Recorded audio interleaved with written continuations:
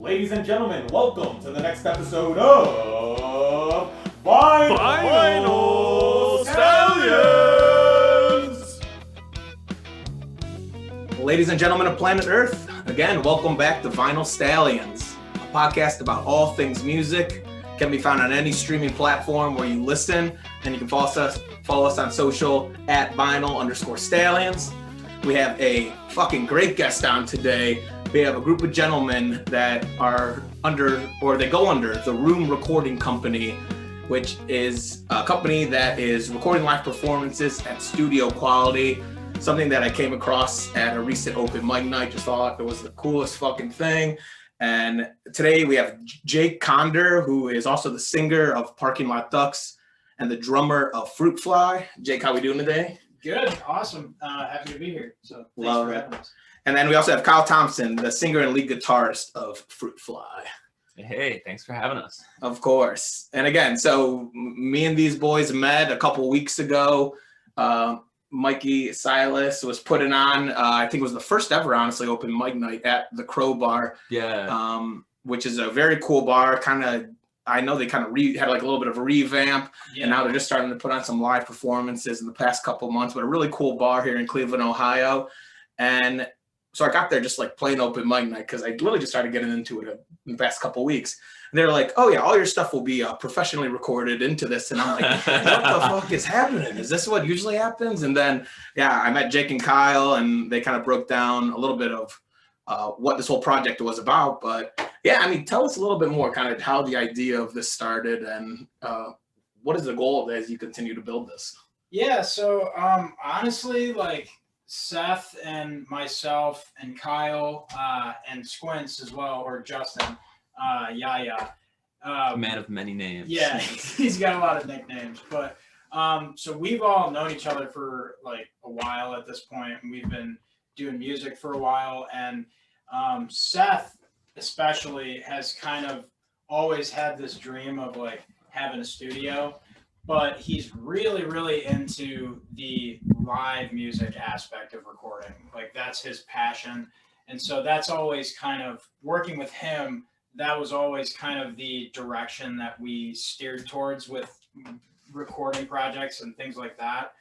And Seth and I live together now. We've kind of been close friends for a while. And so we kind of did a lot of planning and kind of had this whole idea of like, well, we should just start like a DIY studio because there's all of these DIY bands in Cleveland right now. There's this just massive budding underground scene, I feel like. And so we kind of decided that, why don't we dive into something like this and hopefully make something that can allow those people to produce and distribute their music easier. And one of the parts of that, I guess, there's a lot of different pieces that go along with it. And our business has a lot of different aspects to it, I guess. But one of the big aspects, like you were talking about, is the live recording thing.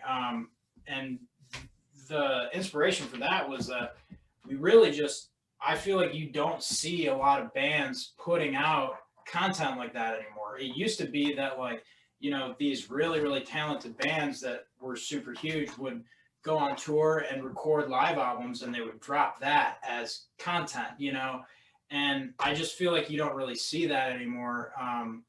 And so we figured there's so many good bands here. There's totally room for something like that to be available.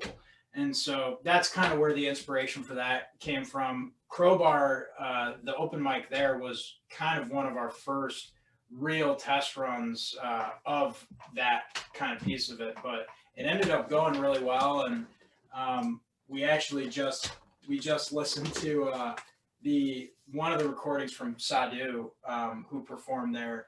Kyle mixed it, and it ended up sounding like really, really good. Nice. So, yeah.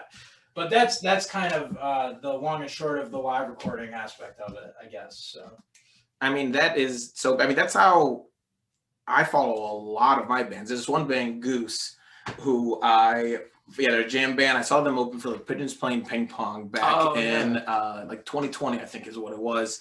And I'm pretty sure they have like live, just captured live audio for like every one of their performances now. And like I feel like I'm at those. They do. They put it all on YouTube. They have more live albums than studio. That's really cool. Yeah.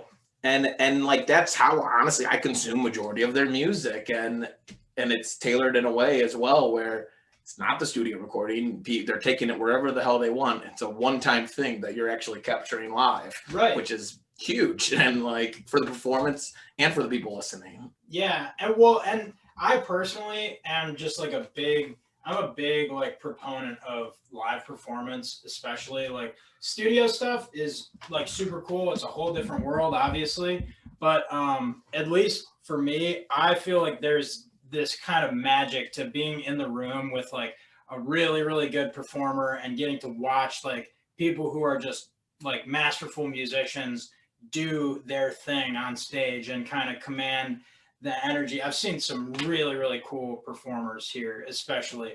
And I personally, I think there's magic in that. And I like to be able to capture that I just feel like there needs to be more of that. And it can be given more of a platform than it's given today, I guess. So. And given a longer life than just the performance. I mean, if I go to a performance, I'm like, damn, I would like to like watch that again and like digest it where I'm not like in the moment and like know what's coming. And Right, yeah. That's a great point, because I feel like a lot of times at concerts, especially like a really good one, like everything's happening so fast. You're not always like, of course you're like, enjoying it, but you're not always processing it.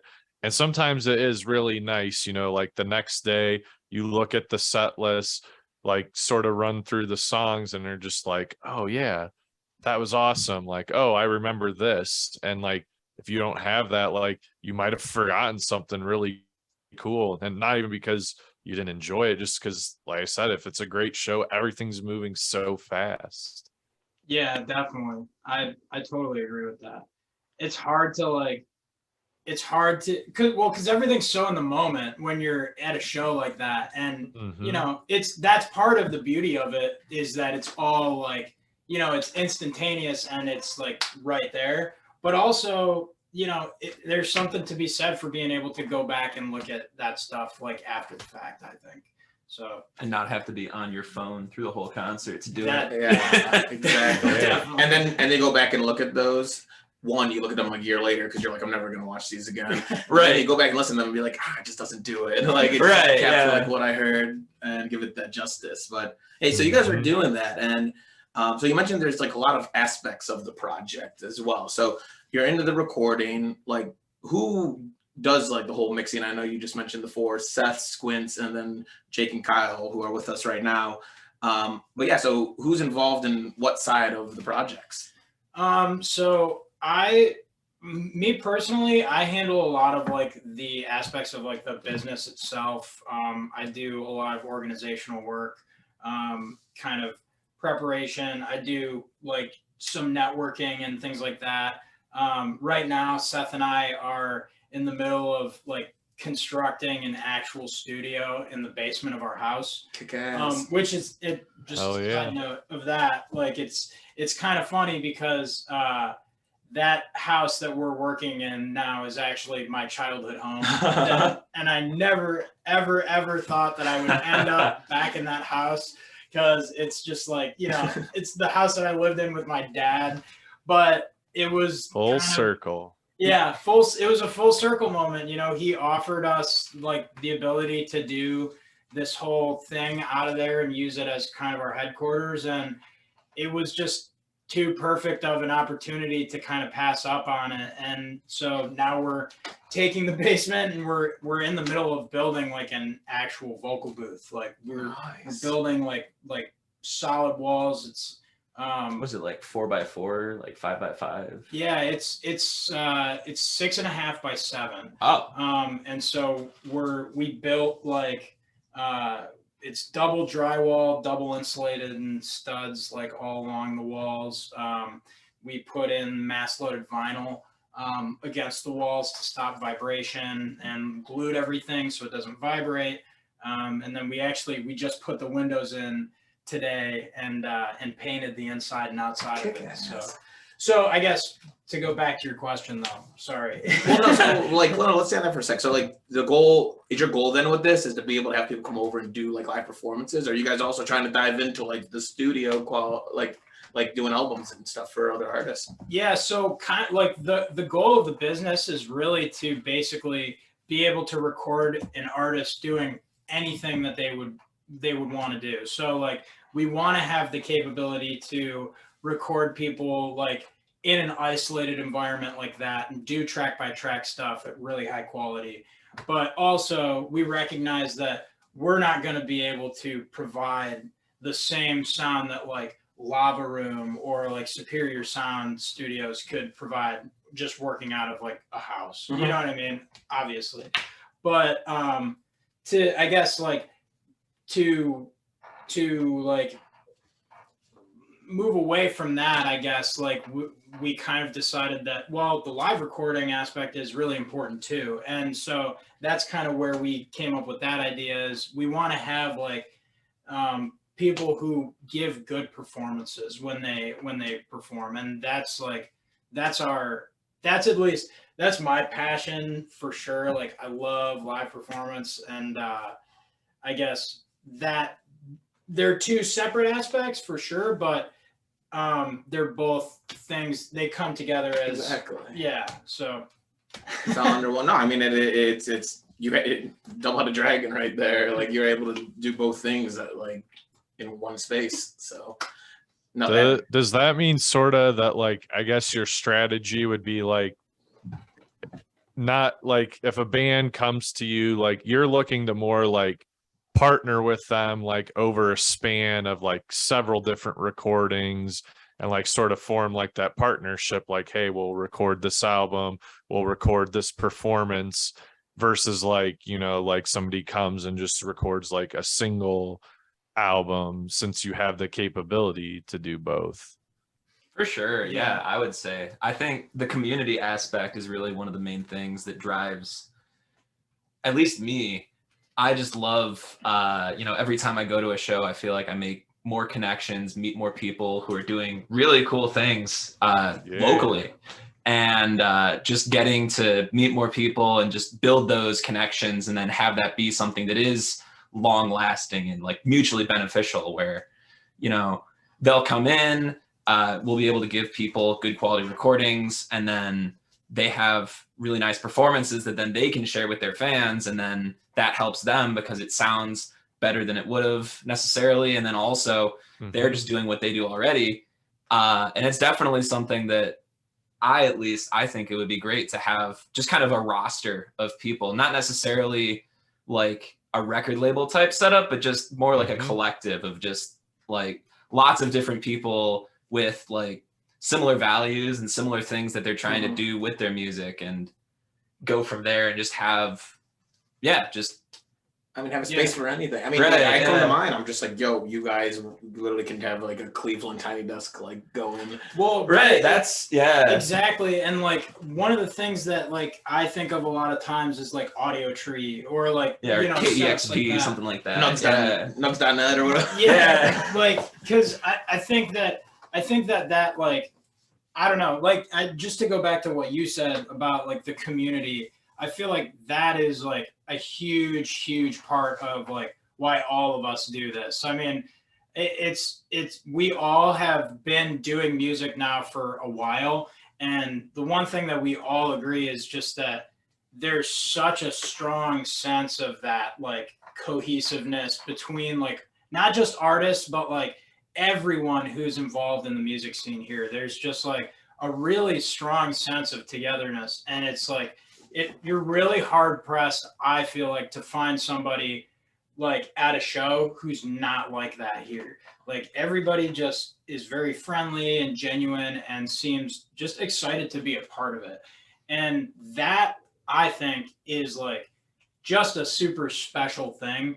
And I like our goal, I think, like collectively, I would say, is to take that community and give it a platform as much as we can, you know, whether it be through the live performances, through track by track recordings and helping bands like record like a studio sounding album, or whether it's just like through networking with people and like kind of passing along those connections and stuff like that. And I know, like, I guess one thing that we could talk about is like Flower Pot. I mean, that's been, I know, like, at least for me, like, that's been an inspiration for like how I would like to operate, like not really like a label per se, but more fluid than that, where it's really just people come and go as they need to. We obviously want to work with people as long as they are able to or willing to work with us, but you know. So what is Flower Pot? Yeah, so Flower Pot Records is it's a DIY record label, and then also kind of a collective run by a good friend of mine, Wes Meadows. Okay. And she lives out in Berea, and there's over the time there's been tons of different bands who've kind of come through, and then she does a lot of the recording herself and like mixes, masters. And it's like a lot of the more like the DIY type stuff, but it's really, really cool stuff. A lot of emo bands, punk bands, and then also more like indie stuff. Just a really cool wide range of different things. I know we actually, Fruitfly, we played at her house last Friday, and she mentioned that at one point there were like 28 bands signed to Flower Pot and doing stuff just kind of around in that. So that's kind of like its own other community. And, you know, we've kind of like, I'm good friends with a good number of them at this point. And so I feel like one thing that's really exciting is just taking pockets that already exist like that. Like similar, like a couple of years ago, there was a scene in Illyria with Blank Slate, and they had like a really nice, like a DIY venue that had lots of people. And it was just more, you know, that space also had just, you know, oh, I'm going to go because it's a Blank Slate show, or, oh, it's a Flower Pot show. And so something like that, I feel like would be really cool to kind of just have something like that of our own with, you know, all the connections that we have, and then whoever else we meet, kind of connecting those little pockets into one kind of bigger, I mean, like umbrella thing. It's a whole spider web. Like, and it was funny. I feel like we were talking about this on Saturday, Club. Just like the essence of music is like so fucking weird. Like how like everyone's, I don't know, whether you're a fan, whether you're like so here's my example. So as a fan, like I love going out to local shows to find like really cool artists, and then be able to like share that with my friends. I mean, like, yo, I showed them this person, yo, I found this guy's really cool. And then you just like promote them and hype them up because you kind of feel like attached to like that artist. Yeah. And then as the artist, like you're trying to relate to that as like with people. I guess like a huge, like your whole goal is you hope your music and stuff relates with it. And then like your guys' aspect of like the recording and doing that, like it's really just everyone's just trying to uplift each other. And like as you put it, and like both of you put it, it's just like a community thing.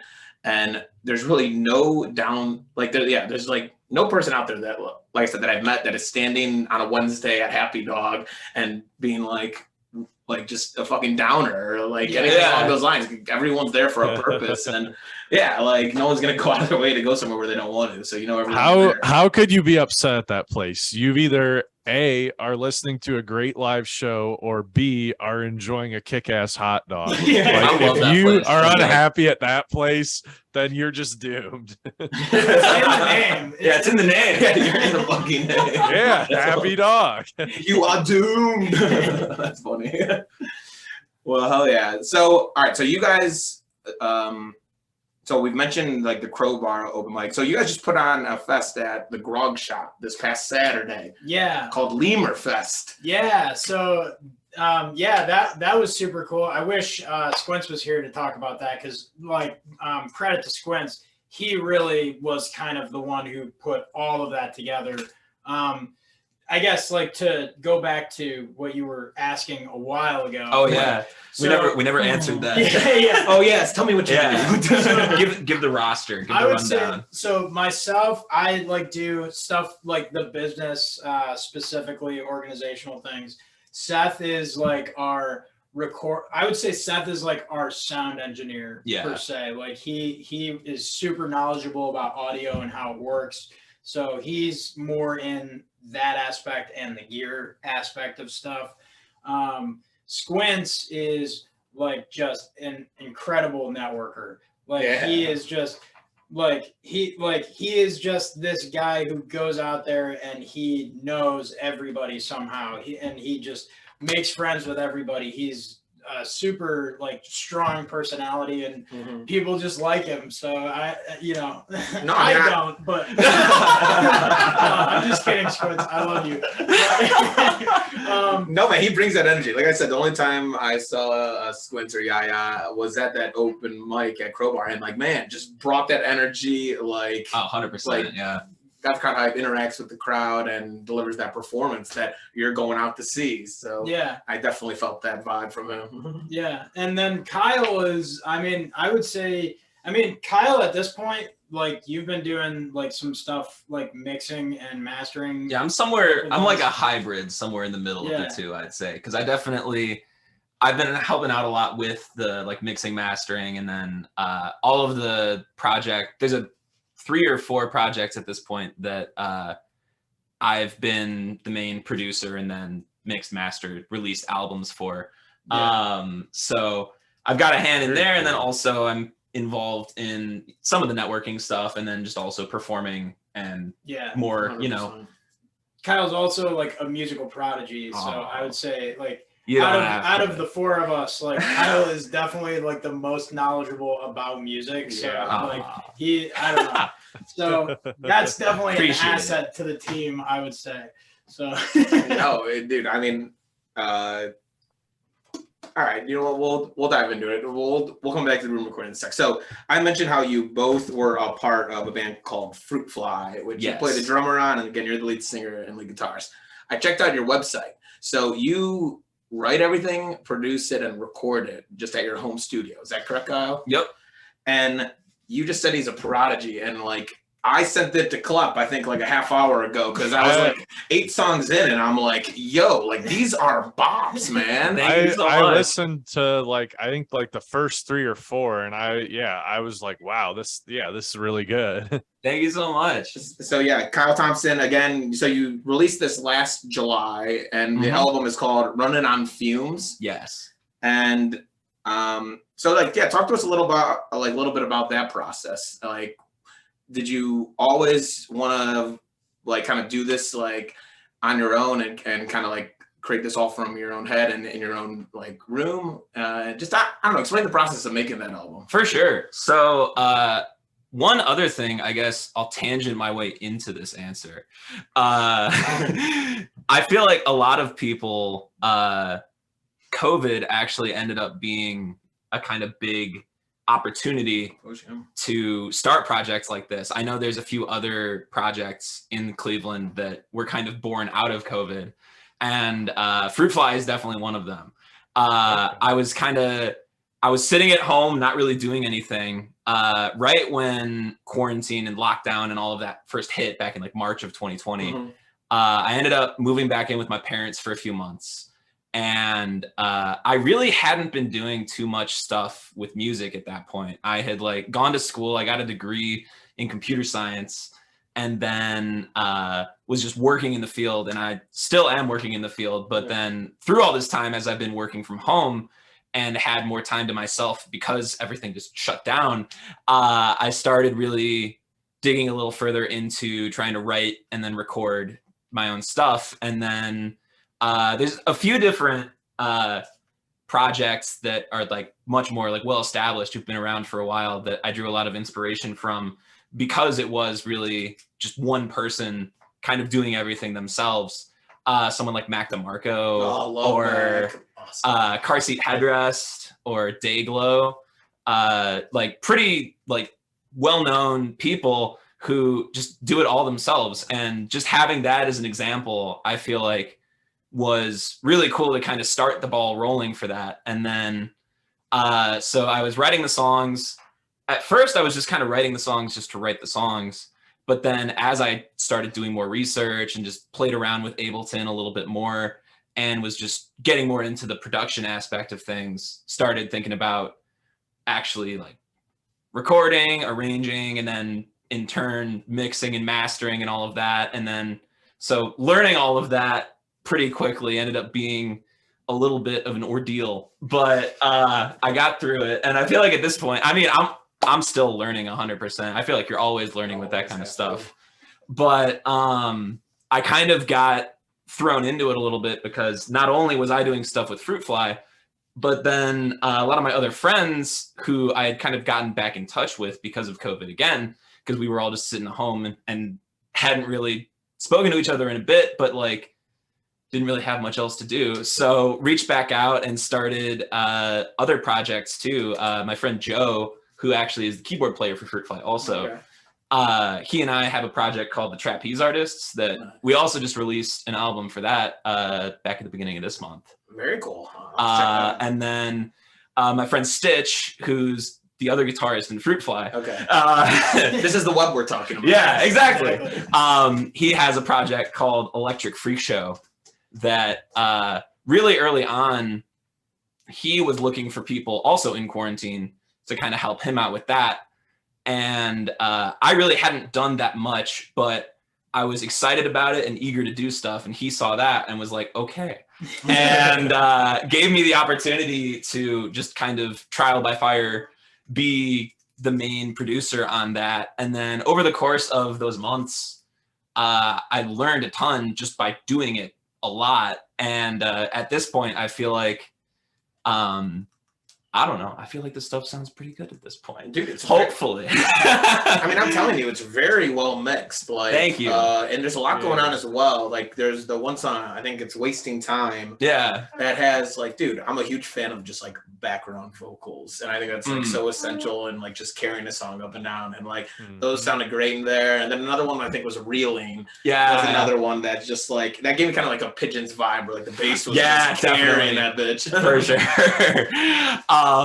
But yeah, so that's kind of how the project started. But then around the middle of last year, we put the live band together, and we've been trying to play more shows recently. We actually, at this point, we're trying to start playing less shows. It works too well, and now we have too many shows, and we're getting burnt out a little bit. So we're trying to cut down a little bit. But it's been really cool. It's been awesome. Just the reception of it has been really cool. I feel like every show we play, there's people who didn't know us before and come up to me after and just have like really, really nice things to say. And that awesome. Just feels great. Yeah. It's like that idea that you were mentioning of the, like going to a show and every single time there's like a new connection that happens. And like, I know like one of the shows that we played, not like super recently, but like we played at No Class like maybe like a month ago. Yeah, like late July. And we opened or closed for a New York band called Family Dinner, and they were like super cool, and we ended up just like chatting with them like throughout the night, and then we both like love this show called I Think You Should Leave. Oh my god. Slap them up. Yeah. That shit's like a cult. I love it. That shit's so good. They had a tip jar that said, on the tip jar, it had a picture of Tim Robinson, and it just said, "You gotta give." You gotta give. See him, he gives. So it was just like immediate friendship right there. Yeah, dude, literally, that's when you know you're like, all right, this guy fucks. Like, dude, oh my god, I was just watching that like literally last night, like the Coffin Flops. Oh my god, I didn't do shit. That one's so good. That's awesome. Well, all right, so you guys, I saw have a show coming up. I believe it's August 30th at a place called Tune Temple with Star Juice and Forced Happiness. Yes. Where is Tune Temple at? It's in Akron. Okay. And is it like a bar venue? It's a house venue. Nice. I've actually never been, but I've heard good things. Some of my other friends have played there. And then there's one thing that's really cool about Akron. I feel like Akron has a really great like house venue and just DIY venue scene down there. And I feel like it's explain that really quick, just because like, I mean, Spruce and I know what you're talking about, but like the average listener might not. True, what is a house venue? So yeah, some people They end up, a lot of times it's people's basements, but you know, I've played in other rooms of people's houses also. But when people have a room of their house that they've kind of turned into a concert venue and just have people over, and it's definitely a different vibe than going to like a venue show where you're out and it's like you're at this place and you're expected to like buy drinks and spend money. A lot of times they end up being like BYOB or just, you know, it's not so much of like, I'm going out tonight. It's more like I'm hanging out with friends and it feels a lot more intimate.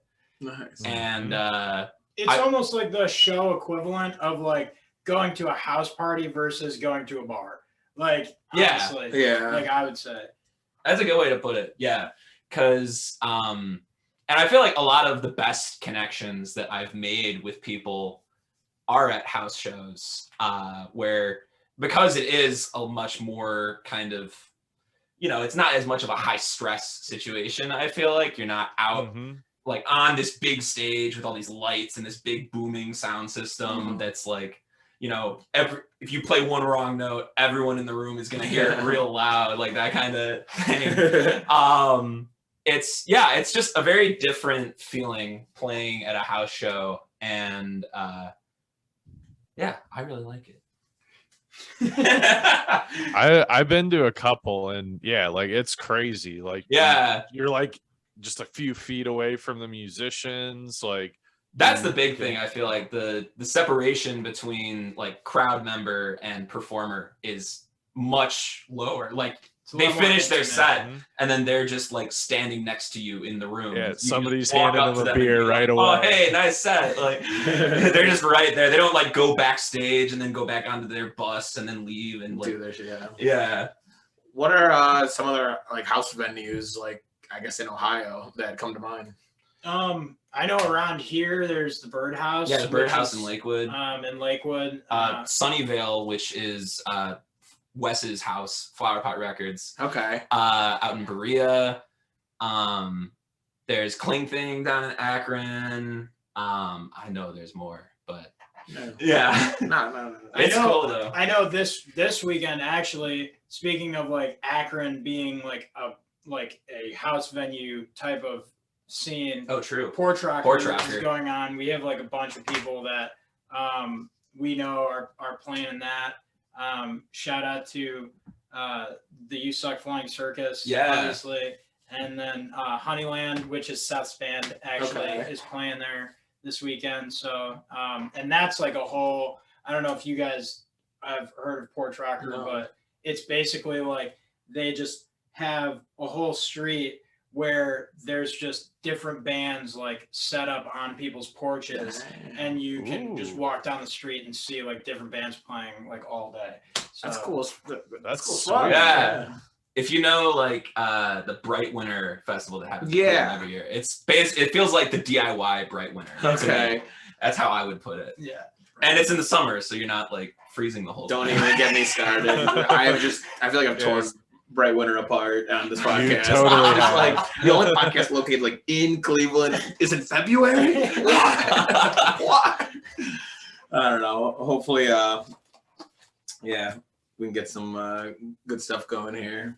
Where Club and I have talked about starting to put together like some event, very charity focused, and I don't know.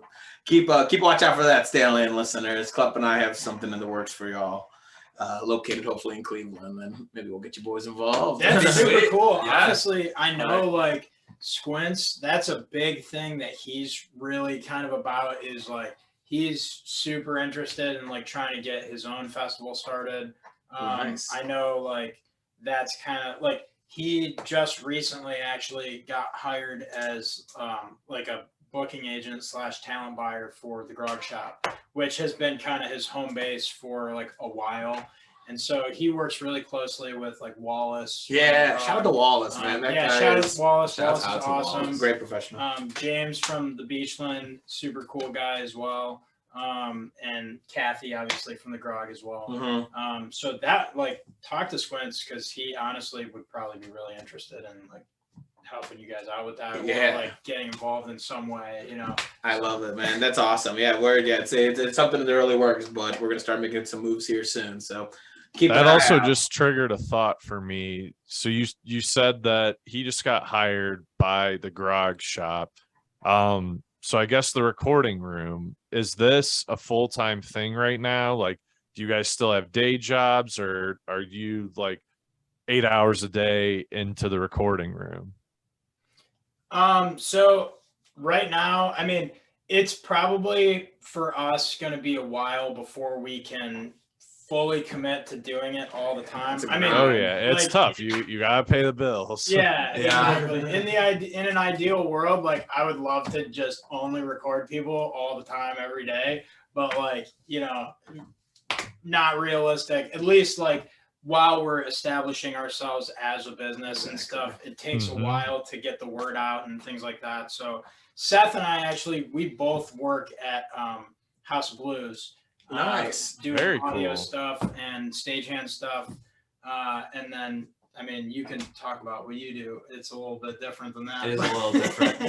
I mentioned I got a degree in computer science, so I'm a software developer at Salesforce. Nice. Oh, very cool. But yeah, so that's been funding all of the audio gear that I've been buying. I mean, that's like half the reason why I feel Yeah, like to make money. I'm like trying Salesforce to buy just more bought shit. Slack, Right? Yeah. Like I need more shit. It's a never-ending list.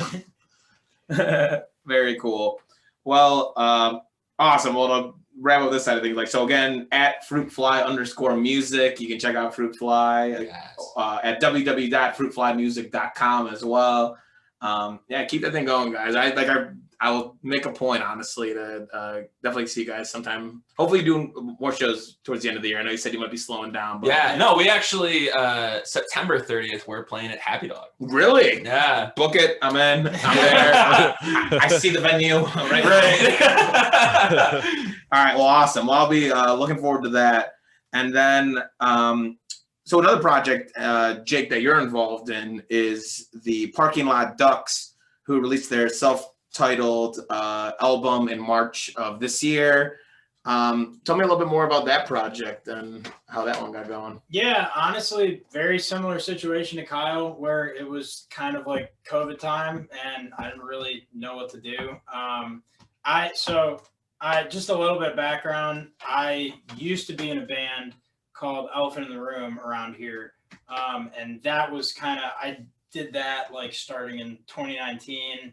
And we put out like a DIY album, started playing shows, and then we ended up breaking up in like kind of around the time that COVID happened. And so I was really missing like just playing and doing stuff like that. And so I ended up getting together with some guys that I just knew. My bass player, Alex, for Parking Lot Ducks, his mom is really good friends with my mom. Nice. Shout out to moms. Yeah, exactly. So that was kind of how we got connected. And then through him, I just met all these other guys, Alex, Ben is our lead guitarist, Matt is rhythm, and then Lewis is our drummer. And we kind of just started practicing and playing together, and without really any goal of anything, just jamming. And then we started messing around with original songs, and before you knew it, we kind of had all these songs that we had written together, and that was our self-titled album. We actually, in March of this year, that was when it released. In December of last year, all of us and Seth, we rented an Airbnb in Hocking Hills, and we took all of our recording equipment down there, and we recorded all the songs live. We moved all the furniture around, set up like a little like DIY studio there, and like recorded all the songs like on Saturday.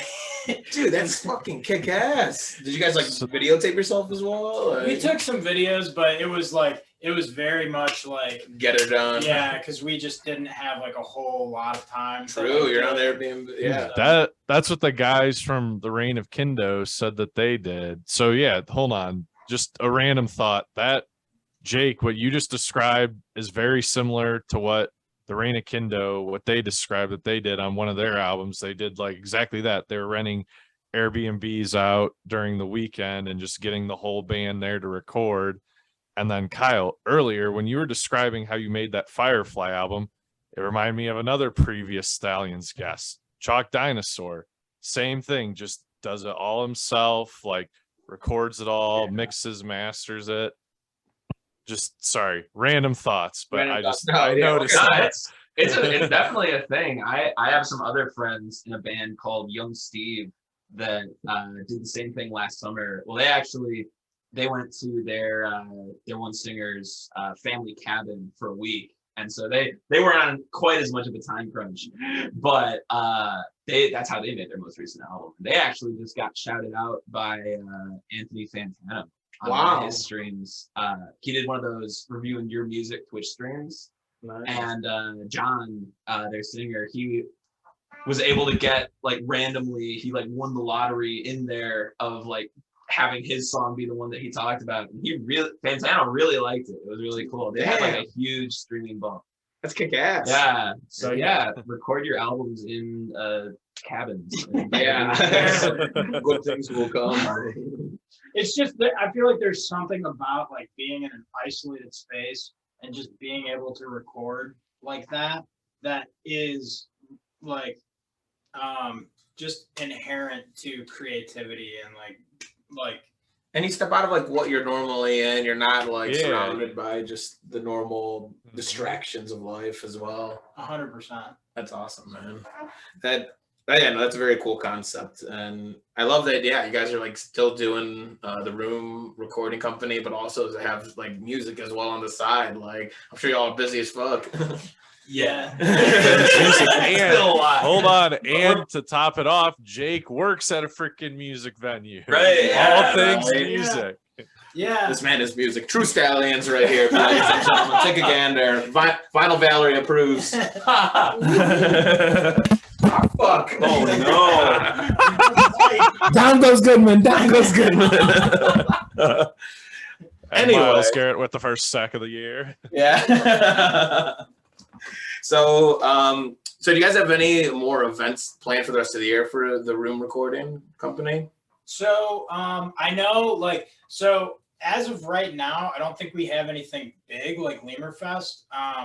Actually, I didn't really shout out Lemurfest too much, but I just wanted to take a second to talk about that a little bit because that was probably our biggest event to date. Squints did an amazing job with that. It was a big festival at the Grog Shop. We ended up having like over 200 people there, which was great. It was Squints, whose rap name is Yaya, and another like friend / artist that we work with a lot named LUV, both super talented rappers and part of a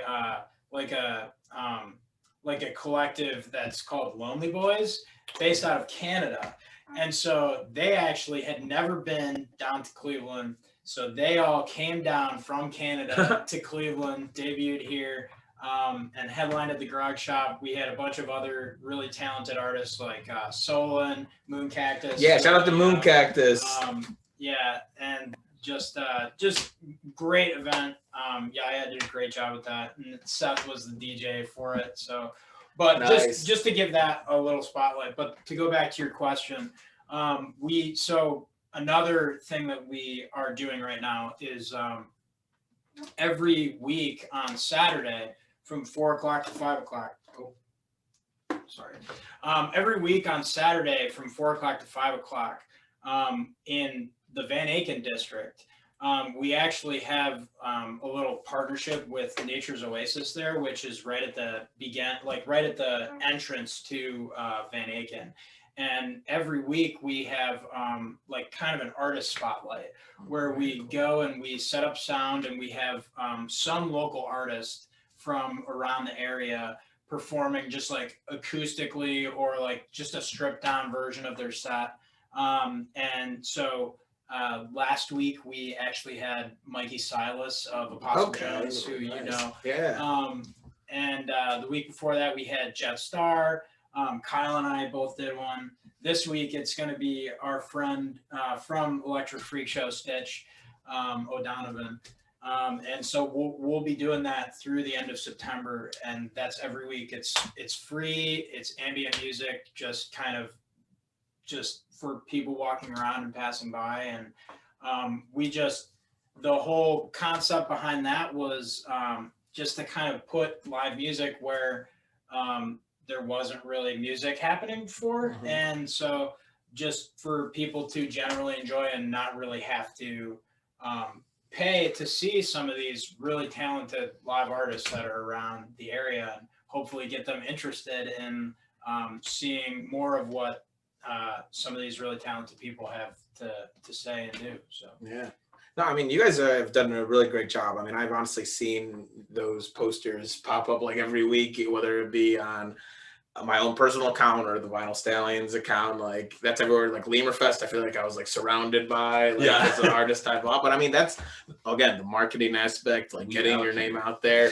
We out here productions, like that's huge. And again, I commend you guys. You guys are doing a really great job and keeping it spicy as well. Like you guys are doing like a lot of different things, but surrounding the core of again recording live music at studio quality. Thank you. Yeah, it definitely is. Like with social media especially, it's hard to like ride that line of like posting enough to where people like still see your stuff, but like not spamming everybody, because like I know I personally I hate when I see like the same thing over and over and over again. And I'm just like, dude, like what are you doing? And then I'll like look at myself and I'll be like, oh, I'm that guy. But you know, that's how it is now with social media, is you just have to ride that line all the time. Hit all the channels as well. There's so many ways to hit people nowadays. But at the end of the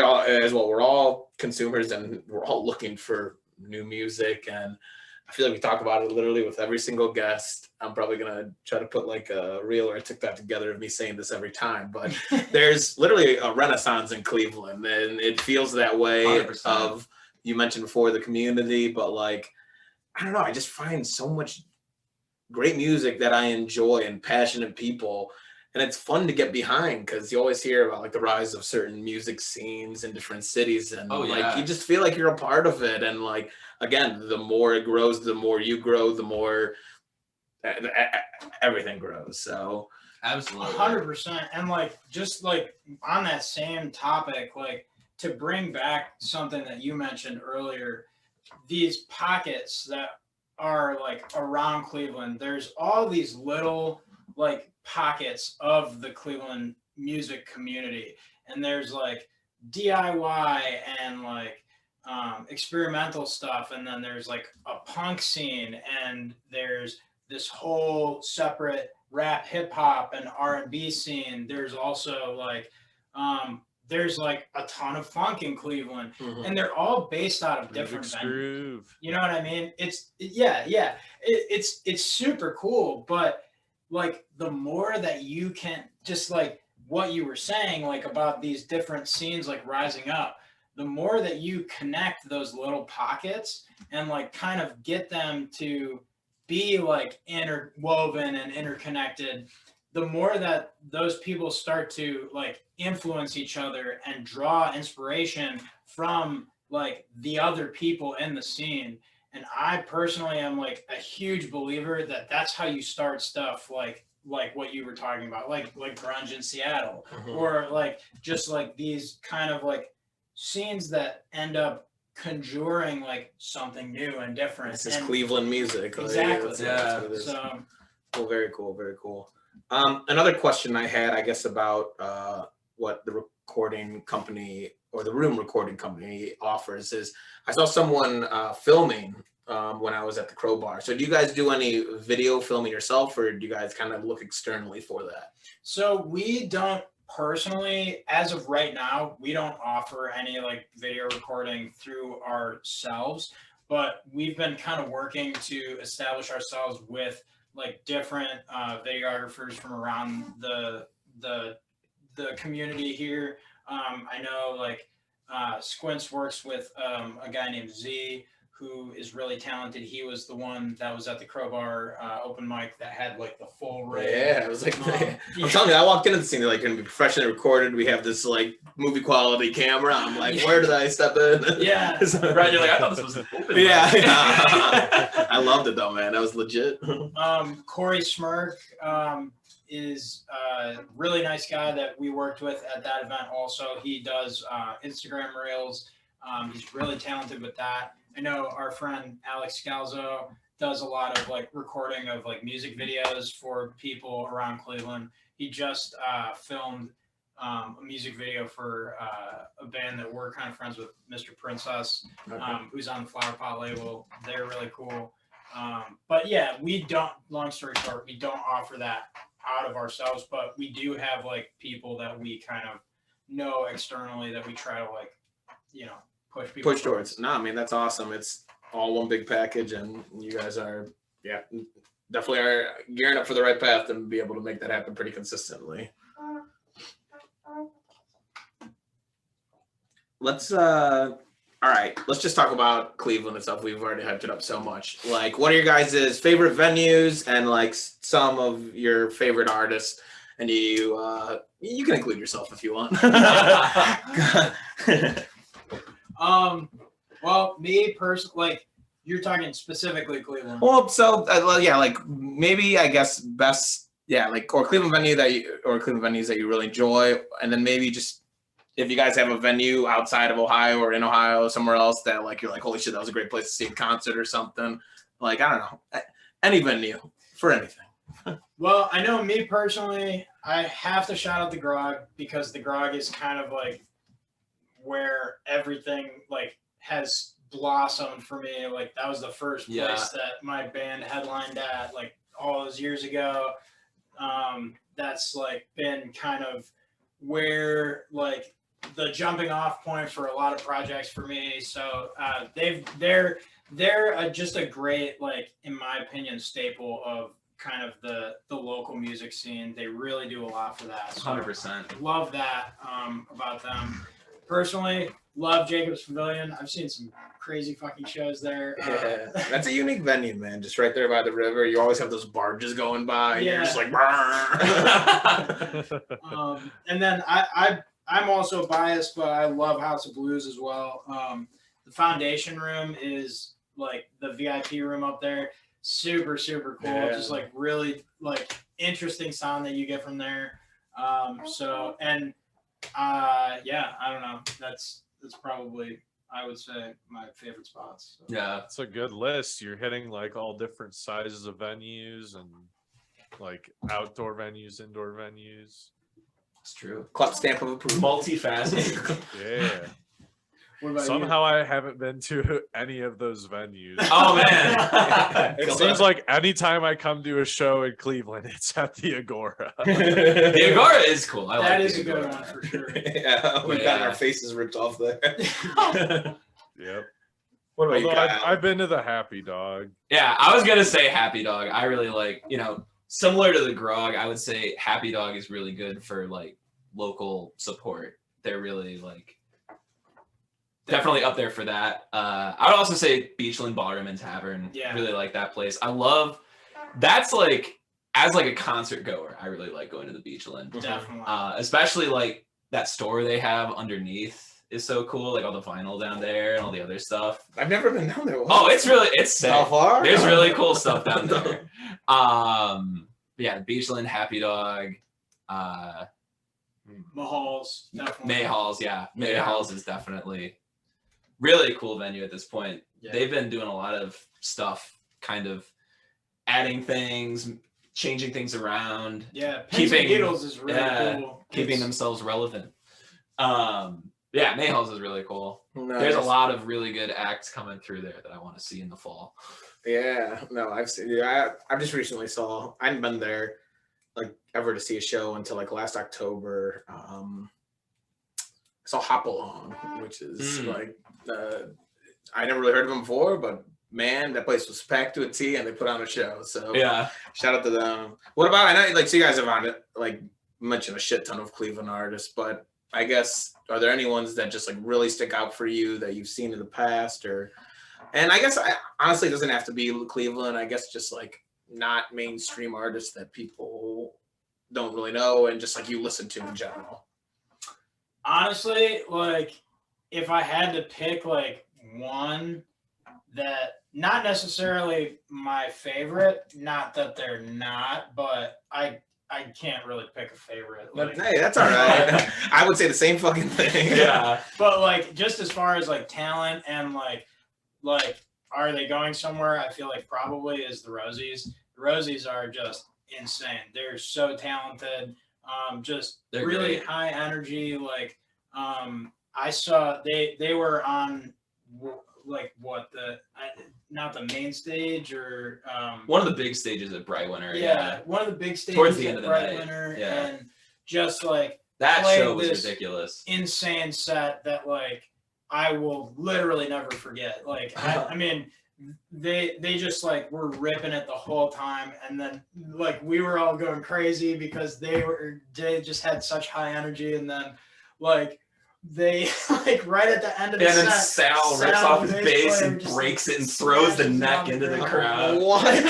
It was like insane. And then like we all like us and the bass player from Fruitfly, TJ, we all like were hanging together like that night, and we were all like, oh my god, that was so crazy. And then we all like looked at the clock and we were like, oh, we gotta go because Oregon Space Trail of Doom is playing right now, and so we would run to see Oregon Space Trail of Doom. Shout out to them too. Yeah, Those those guys are fucking sick. No, dude, we've had a lot of people mention the Rosies on there actually. I saw Sal's other band, Who Saved too. Yeah. And we're actually gonna have Sean McAfee on here next week. Oh, sweet. Or maybe 2 weeks. But yeah, man, they tore down Happy Dog last Wednesday as well. With Mudwell? Yeah, Mudwell. Those guys, I never heard of them before. Whoever their lead singer is and guitarist, like, holy crap, that guy was like one of the most talented people I saw all night. Like, those guys are fantastic. But yeah, the Rosies, man, I need to get in contact with the Rosies because there's been multiple people, and I've seen. Yeah, I was gonna say that's not the first time I've heard them mentioned. And so I've seen their like live, like they have like a live like in studio recording of a couple of their songs on YouTube that I've seen. And yeah, it blew me away. They're just great music, but I feel like I need to see a live show to feel that energy. Definitely. It's like I don't think their recordings do them justice as of right now. I mean, I think their recordings are good, but like seeing them live is totally different because the energy is just like so high up there. Well, and that's what, so we had my buddy on AG who is very just into the Cleveland music scene and finding new Cleveland music, and he said that he's like, I went there thinking it was gonna be like just indie rock, like kind of like hard rock, but he was like at Happy Dog, he's like people were just moshing, like fucking just going absolutely insane, and not what he was expecting. So shout out to the Rosies. Yeah, and then one other group that I really want to mention too is Anaconda Vampire Bats. They're a super talented group. They're not as active anymore, but good friend of mine is in that group, Trevor Scott. He's just super cool guy. I over like kind of the course of COVID, I really found like a super cool community in Coda in Tremont. So does he host those open mic nights? Yes. So I just met that guy within the past couple of weeks, and I saw him somewhere else as well. It was at Crowbar. Yeah. And he performed there. And yeah, Trevor, great guy, and just very talented, man. His songs are just like it's very captivating the way he plays guitar and sings. Yeah, he's just a very talented like guitarist and songwriter and singer, and like everyone there and him especially just like really friendly, and just kind of, I don't know, it was super.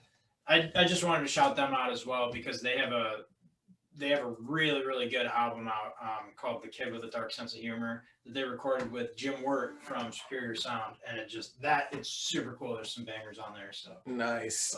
Yeah, I've heard of Jim Ward as well. And it sounds like he does great things in the local Cleveland area. yeah. What about you? Yeah. You got another shout I'm out, trying Kyle? to think. I already shouted out every project I'm involved in, I'm pretty sure. But real quick, shouts out to Fruitfly, Electric Freak Show, and the Trapeze Artists. Just get those in there again. Yeah, buddy. One that you didn't mention is People in the Daytime, Oh, yeah. if you've heard of them. It rings I definitely feel like I've heard the name. Yeah, they've been playing a lot recently. And we played a little bit back towards the end of last year. Jake was working on some solo stuff, and their drummer Owen worked with us a little bit. We jammed a few songs together. And so I kind of met him through that and then checked out their stuff. And they're like a really tight, kind of funky indie. Yeah. That's I just call them funky MGMT. I heard someone else say that, and I feel like it's like such a good, like, concise way to describe their sound, and it's accurate. I feel like it's really cool stuff. They're super fun to watch as well. Also very Yeah. high energy, and them and Post Saga too. Yeah. So And then I'll also shout out, I saw back in, I want to say either June or July at Happy Dog, band called Factual Brains. That's a good name. They're like math rock with a really cool live show. Like, they've got a whole bunch of gear on stage that has LEDs all over it that actually sync up with like every drum hit and things like that. I love that. The light shows And then- add so much. Oh yeah, and then they have all this great like crowd engagement, and the whole show was like, it had a narrative arc to it where like there are these two space cadets and they're out on their like forever summer never bummer vacation or something like that, and they do these like voiceover things that they're like to a track, but then they're just like up there like marching in place on stage and like mouthing along to themselves on the recording. It was like captivating. And then they had these little tambourines that they gave out to everyone in the crowd, and they were like, everyone point your space tambourines to the sky to save the universe. It was so much fun. Like, some of the most fun I've had. Like, and then also like both of them are like ridiculously skilled. It was just a guitar and a drummer, and they're insane. Sick. All So, right, yeah. I'll have to check them out. They're really cool. Very nice, very nice. Well, yeah, no, I always love just asking that question because, man, like the answers, like again, we do overlap sometimes, collab with these, but man, I just find new music. I think every time we do one of these, and it's fun as fuck for me. So Yeah. dude, there's so much music around here right now, and it's all like different genre. It's not like there's one genre that's dominant or anything like that. I feel like there's so much different music here all the time, and it's really, really cool because it's just constantly contributing to itself. Absolutely. Nah, man, that's awesome. That's awesome. Club, you got anything else for our boys before we get to the encore? I guess like just in general, like I know you've talked about like a lot of the local artists you've been, checking out. Is there any just like in general, like what are your music tastes? Like what genres do you tend to enjoy? Like what sort of artists like originally got you into music when you were younger? For me, it's Frank Turner, like all the way. Nice. I love Frank Turner. He's my favorite artist of all time. I've got a huge tattoo of one of his albums on my chest. He is actually, I saw him at Jacob's Pavilion in July for the first time since before COVID. He's a British singer-songwriter guy, which is the kind of music that I really like. I love like singer-songwriter stuff. I'm a big like lyrics person. Very cool. Super into like sad boy stuff, like stressa depressa type of music. So, but I love that. I love Rex Orange County. I like a lot of his like older stuff, especially. I love Amy Winehouse. She's one of my biggest inspirations vocally. Stevie Wonder too, and I would say Bare Naked Ladies, Ben Folds 5. So I love just eclectic stuff. Yeah, no, that's a good group of artists right there. Nice. Yeah, I would say in terms of artists that got me into music, the main one for me is probably it's actually another Ohio band, but based out of Cincinnati, called Foxy Shazam. If you guys know them at all. I do not, but I feel like I have to check them out. They're really cool. Yeah, They're playing in Columbus in September, and I want to go see them so bad. But yeah, they're another one of those bands where every album sounds pretty different from the one before it, and they always go in these different directions and like different concepts and things like that, and that's really cool to me. And then also my dad was really big into like 70s prog rock. Nice. And so he put me onto a lot of that kind of stuff really early on when I was growing up, like Genesis and Yes and like King Crimson, that kind of stuff. I love Yes. They're like Yes. top 10 artists for me. Hell yeah. But then in terms of the stuff I'm listening to now, I have been on a huge emo kick. I'm definitely in my emo phase. But there's a lot of really cool stuff happening internationally, honestly, with emo right now. There's a lot of bands in the US. People are calling it fifth wave emo. And there's bands like Glass Beach is a big one that I really like. And then Home Is Where, based out of Florida, who actually, they have a connection with Wes, who I mentioned earlier. She played trumpet on their one album that came out last year. Very cool. Which is, yeah, that was dope. And then other like international artists, there's Weather Day based out of Sweden. And then there's actually this whole like South Korean emo scene that I've been like really into.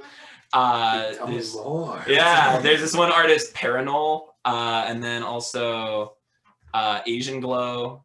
They've been doing like collab albums and things like that.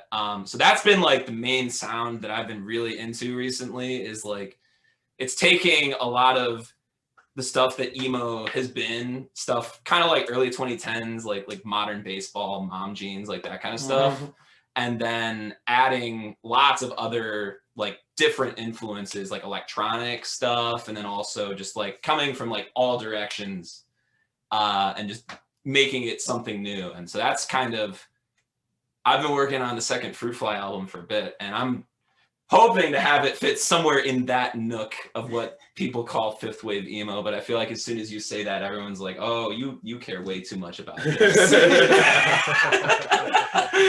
No, man, because you're answering the question that everyone, like, dude, whenever you are like, or go up to someone and be like, I play guitar, I write songs, this first question, what genre do you play? Right. What genre are you in? And it's always so tough. And so it's like, I have one that's so specific that no one will know what I'm talking about, but then they don't know You're if I'm giving right or people wrong. what they're asking. This, like, But yeah, that's, the people what they want. but yeah, another artist that I've been listening to a lot recently, Pool Kids, just dropped. were they in town recently? They were, yeah. They're Yeah. coming back. They're playing with Origami Angel at May Halls soon.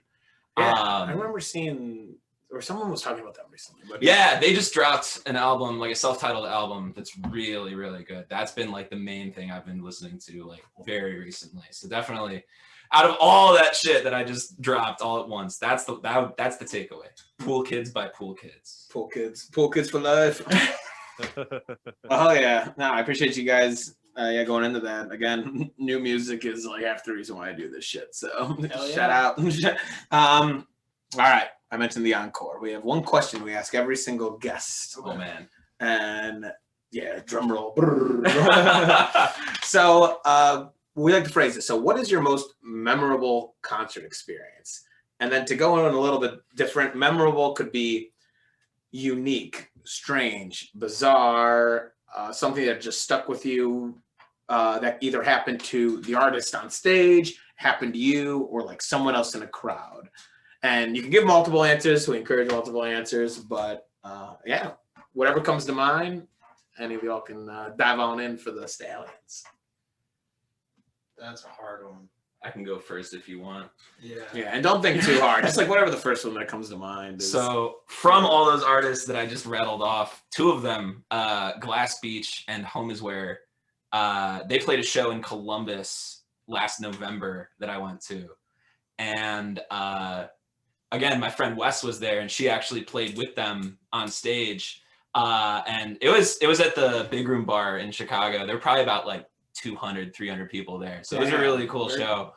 And so at one point during Home Is Where's set, their singer Brandon mentions that Wes was like really important in helping them put out their album that came out, and was just like basically, yeah, shout out to Wes.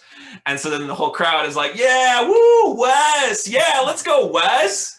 And so then between every song for the rest of their set, during the lull, people just start chanting like, Wes, Wes, Wes, Wes, Wes, Wes. And it's just like, it was just so funny. And I could tell she was like not that into it. She was like, can we like get to the next song? Like, we don't need to do this. And I felt bad, but it was funny. That's funny. And then even into Glass Beach's set, it was like the crowd kept it going, and then Jay, the singer of Glass Beach, was just like, yeah, give it up for Wes. We remember what It was just funny, and it was so cool because it's like that's my friend up there with these two like pretty big bands.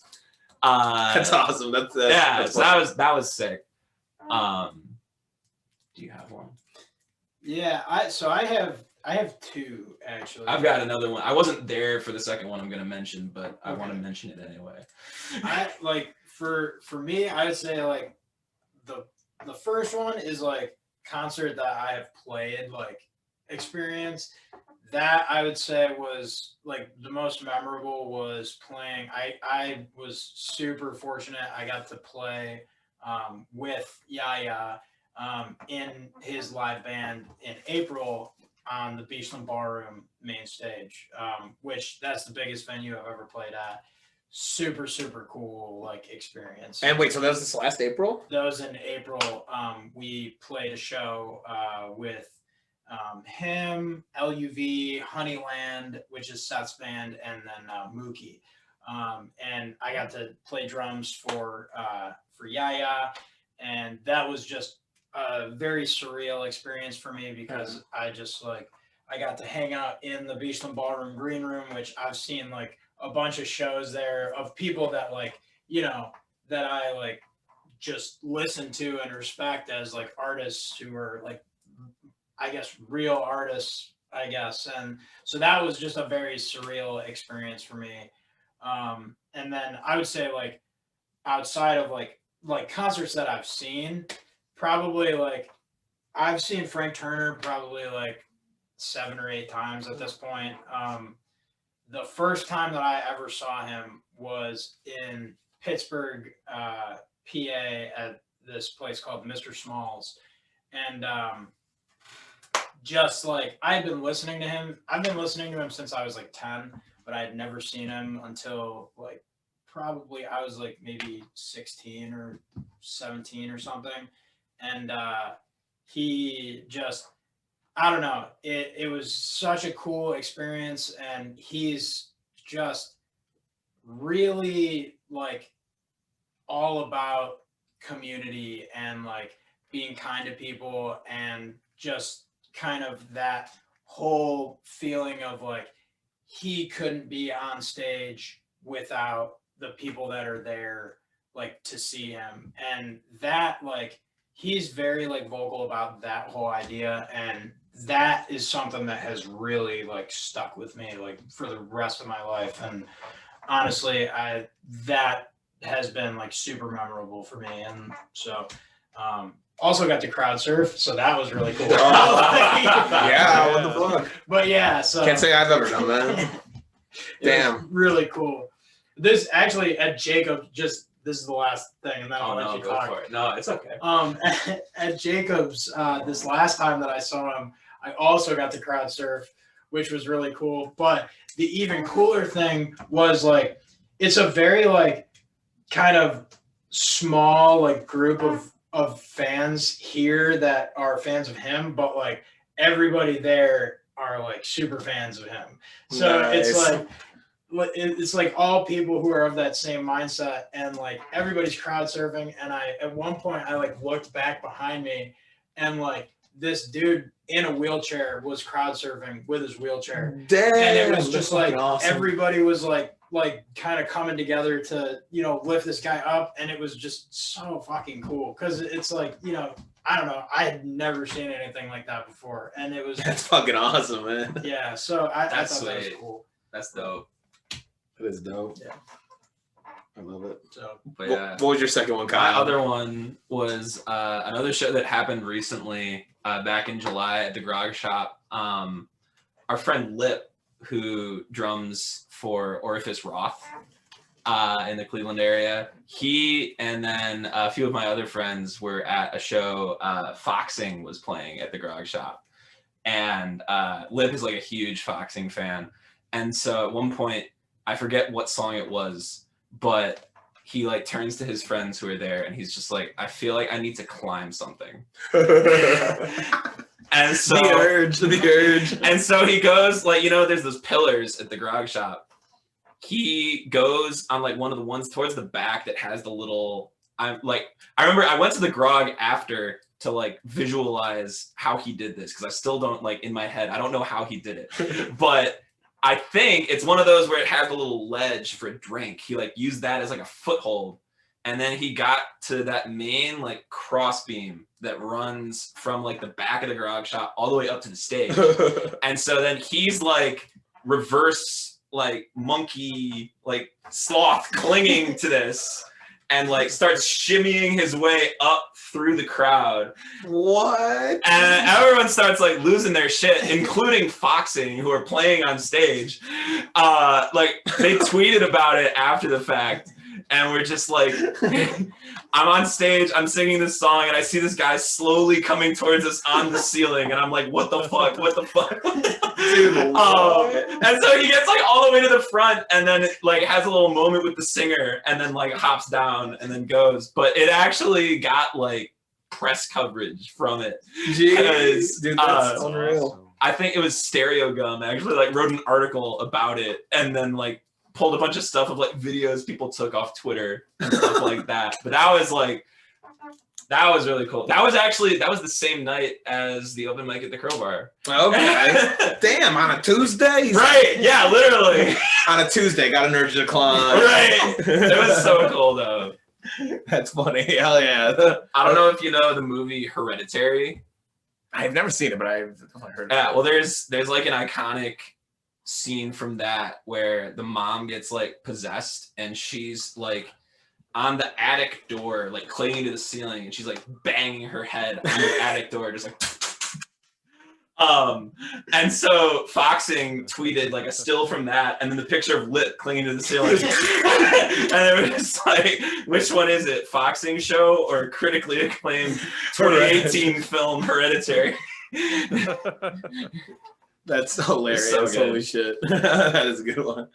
Well, shit. Hey, ladies and gentlemen, if that doesn't encourage you enough to go out and see shows on weekdays, I don't know what does, because shit's going down, and it doesn't have to be on a Friday, Saturday. So get your ass out there, Cleveland, and honestly, anywhere out there in the U.S. There's great music everywhere, and we're in the best time alive right now to be experiencing new music and ability to find new ways to listen to music. So 100%. get the fuck out there. Hell yeah, boys. Well, seriously, I appreciate you guys taking some time during your weekday to come and talk to Klepp and I. Like, this is why we do it, and you boys have only motivated me more and expanded my network in the Cleveland scene. And this will not be the end of our story. I promise you. The Vinyl Stallions and the Room Recording Company will be doing some great things moving forward here in the Northeast Ohio area. Hell yeah. thanks for having us. Yeah, of thank course. you. Yeah, of course. Again, it's the Room Recording Company. You can check them out on Instagram or anywhere at the Room Cle. That's CLE. And again, Jake, thanks for coming on. The singer of Parking Lot Ducks, drummer of Fruitfly, and again, Kyle Thompson, singer lead guitarist of Fruitfly. And again, you mentioned there's another album in the works, so There is. keep an eye out at www.fruitflymusic.com. Again, thank you very much, boys. Thank you. Well, besides that, my name is Spruce. I'm Clep. And this has been another episode of Vinyl Stallions.